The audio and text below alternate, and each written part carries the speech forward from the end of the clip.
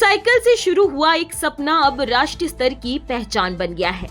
गिरिडीह जिले के डुमरी प्रखंड अंतर्गत गुदवाली गांव की 10वीं कक्षा की छात्रा पिंकी कुमारी का चयन आसाम में आयोजित Khelo India identification and development program के लिए हुआ। यह गिरिडीह के लिए गर्व का क्षण है और पिंकी की लगन व संघर्ष की प्रेरक कहानी का प्रमाण भी। पिंकी का यह सफर तब शुरू हुआ जब जिला उपायुक्त नमन प्रियेश लकड़ा ने उसकी प्रतिभा को पहचानते हुए उसे एक साइकिल प्रदान की थी, जिसके बाद पिंकी ने पीछे मुड़कर नहीं देखा और लगातार जिला स्तरीय एवं राज्य स्तरीय साइकिलिंग प्रतियोगिताओं में पदक पर पदक जीतकर अपनी पहचान बनाई। अब पिंकी का चयन खेलो इंडिया जैसे राष्ट्रीय स्तर के प्रतिष्ठित आयोजन के लिए हुआ है, जिससे वह और उसका जिला गर्व से सिर उठा सके। पिंकी की इस उपलब्धि को लेकर डुमरी विधायक जयराम महतो की उपस्थिति में सम्मान समारोह आयोजित किया गया, जिसकी अगुवाई पिंकी के कोच जितेंद्र महतो ने की। समारोह में आजसू नेत्री यशोदा देवी, साइकिलिंग संघ के नरेश कुमार, मिथिलेश महतो, उमेश ठाकुर समेत कई गणमान्य लोग उपस्थित हुए। विधायक जयराम महतो ने पिंकी को मिठाई खिलाकर बधाई दी और कहा कि पिंकी जैसे बच्चों की सफलता यही दिखाती है कि अगर सही समय पे उन्हें सहयोग मिले तो वे किसी भी मंच पर जिले का नाम रोशन कर सकते हैं।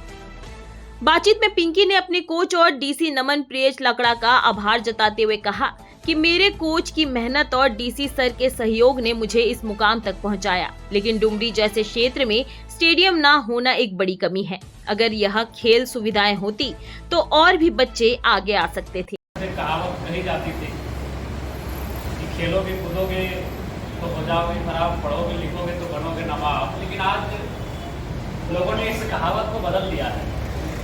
जो कहावत कही जाती थी उस कहावत को आज की युवाओं ने, आज की युवतियों ने अपने मेहनत से इस कहावत को बदल दिया है। आज आप लोग कहते हैं कि खेलोगे कूदोगे तो भी बनोगे नवाब और पढ़ोगे लिखोगे तो भी बनोगे नवाब।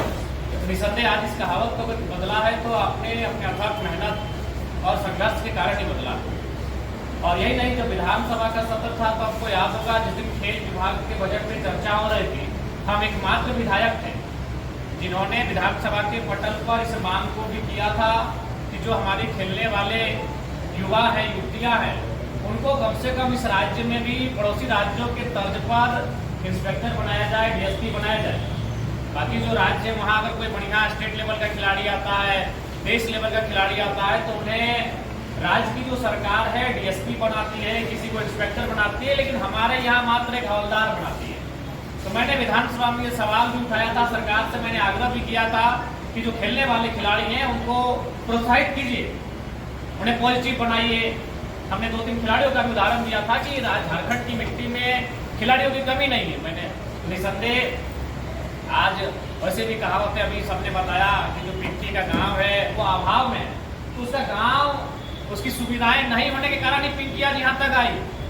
अगर इसके गांव में सुविधा होती, इसके गांव में अगर चीज़ों को प्राप्त कर लेती तो हमें लगता है वो यहाँ तक नहीं आ पाती। बिरसा मुंडा तभी भगवान बने जब उनके घर में खाने को अनाज नहीं था। विनोद बिहारी महतो भी दलित पर तभी पनपे जब वो अपना मामा घर से रह के पढ़ाई किए। तो जो लोग अभाव में पलते हैं वही लोग इतिहास बदलते हैं। इस बात मेरा नाम है पिंकी कुमारी और हम साइकिलिस्ट हैं और हमको ओलंपिक में मेडल लगाना है। इसके लिए हमको साई में सिलेक्शन हुआ है। इतने बोल के मैं अपनी वाणी को बुलाऊँ। आगे चल के क्या करना चाह रही है? हमको ओलंपिक में मेडल चाहिए, उसके लिए हम मेहनत, चाहे जो कुछ हो जाएगा, हम उसके लिए बहुत मेहनत करना चाहते हैं।